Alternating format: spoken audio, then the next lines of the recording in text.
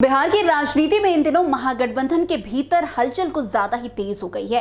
एक तरफ आरजेडी लगातार ये दावा कर रही है कि आगामी विधानसभा चुनाव में तेजस्वी यादव ही महागठबंधन का चेहरा होंगे और वही मुख्यमंत्री पद के दावेदार होंगे, तो वहीं दूसरी तरफ कांग्रेस की ओर से इस दावे पर अब तक मुहर नहीं लगाई गई है। कांग्रेस नेतृत्व ने सीट बंटवारे को लेकर बड़ा रुख अख्तियार कर लिया है। पार्टी 70 सीटों की मांग पर अड़ी है, जिससे स्पष्ट है कि कांग्रेस इस बार किसी भी तरह से बैकफुट पर नहीं रहना चाहती। लेकिन इस खींचतान के बीच अब एक नई सियासी कहानी औरंगाबाद जिले की कुटुंबा विधानसभा सीट से निकलकर सामने आ रही है। यहां की स्थिति ने महागठबंधन के भीतर खटपट और गहराई से उजागर कर दी है। दरअसल विधानसभा चुनाव के पहले बिहार कांग्रेस के अध्यक्ष और मौजूदा विधायक राजेश राम इसी सीट से प्रतिनिधित्व कर रहे हैं। अब खबरें ये आ रही है कि आरजेडी इसी सीट पर अपना दबदबा दिखाना चाहती है और यहां से अपने नेता और पूर्व विधायक सुरेश पासवान को टिकट देने पर विचार कर रही है। यह बात सियासी गलियारे में तेजी से चर्चा का विषय बनी हुई है। कुटुंबा सीट पर आरजेडी का सक्रिय होना कहीं न कहीं कांग्रेस पर दबाव बनाने जैसा ही माना जा रहा है। कांग्रेस पहले ही महागठबंधन में अपनी ताकत दिखाने की पूरी कोशिश कर रही है और सीट बंटवारे में ज्यादा हिस्सेदारी जारी है। ऐसे में अगर कांग्रेस अध्यक्ष की ही सीट पर आरजेडी दखल देने लगी तो ये कांग्रेस की राजनीतिक जमीन को कमजोर करने जैसा होगा।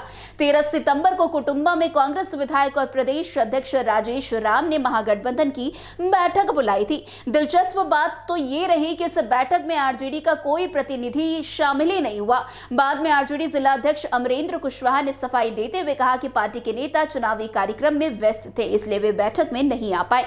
लेकिन राजनीति के जानकार इसे साधारण बहाना नहीं मान रहे हैं। उनका साफ कहना है कि ये कांग्रेस को जो एक तरह का मैसेज देने जैसा था कि आरजेडी इस सीट पर अपनी सक्रियता बढ़ा रही है।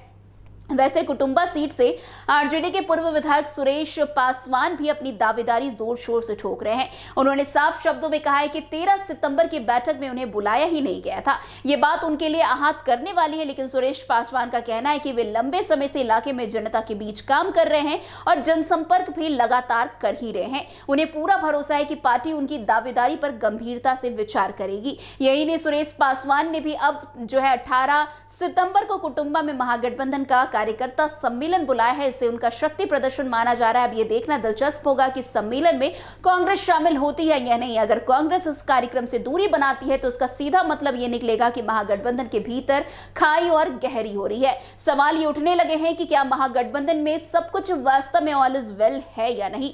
एक तरफ कांग्रेस और आरजेडी दोनों ही सीटों पर दावा ठोक रहे हैं, तो दूसरी तरफ महागठबंधन के बड़े नेता यह संदेश देना चाहते हैं कि गठबंधन पूरी तरह से मजबूत और एकजुट है। लेकिन जमीनी स्तर पर तस्वीर कुछ और ही बयां कर रही है। कुटुंबा विधानसभा सीट की अपनी अलग ही राजनीतिक अहमियत मानी जाती है। यह क्षेत्र सामाजिक और जातीय समीकरणों के लिहाज से हमेशा ही चर्चा में रहा है। यहां दलित और पिछड़े वर्ग की संख्या निर्णायक भूमिका निभाती है। यही कारण है कि कांग्रेस ने अपने दलित नेता राजेश राम को इस सीट से उतारा था और वे मौजूदा विधायक भी बने। वही सुरेश पासवान भी इसी सामाजिक समीकरण से आते हैं और उनका स्थानीय जनाधार भी मजबूत है। अगर ये सीट कांग्रेस के पास जाती है और आरजेडी सुरेश पासवान को टिकट नहीं देती तो ये संभावना भी बनती है कि वे निर्दलीय चुनाव भी लड़ सकते हैं। ऐसे में कांग्रेस उम्मीदवार को सीधा नुकसान उठाना पड़ सकता है।